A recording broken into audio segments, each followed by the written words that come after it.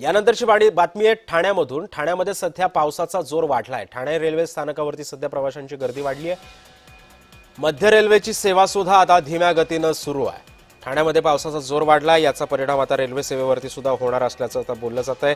प्रवाशांची सुद्धा प्लॅटफॉर्मवरती आता गर्दी वाढल्याचं चित्र आहे।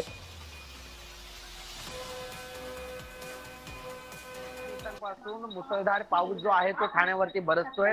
काही ठिकाणी पूरसदृश्य परिस्थिती देखील निर्माण झाली होती।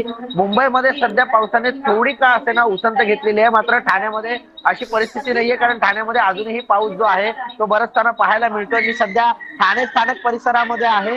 काल ज्याप्रमाणे प्रशासनाने आवाहन केलं होतं की गरज नसल्यास बाहेर पडू नका, हे जे आवाहन आहे ते कुठेतरी लोकांनी पाळलेलं आहे, कारण आता सकाळची वेळ आहे आणि सकाळच्या वेळी ही गर्दी जी आहे ती तुरळक प्रमाणात पाहायला मिळते।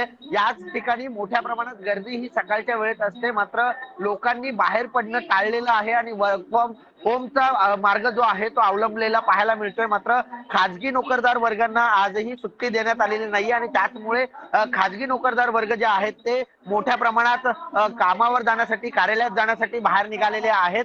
मात्र जितकी गर्दी ठाणे स्थानक परिसरात असते तितकी गर्दी नाहीये।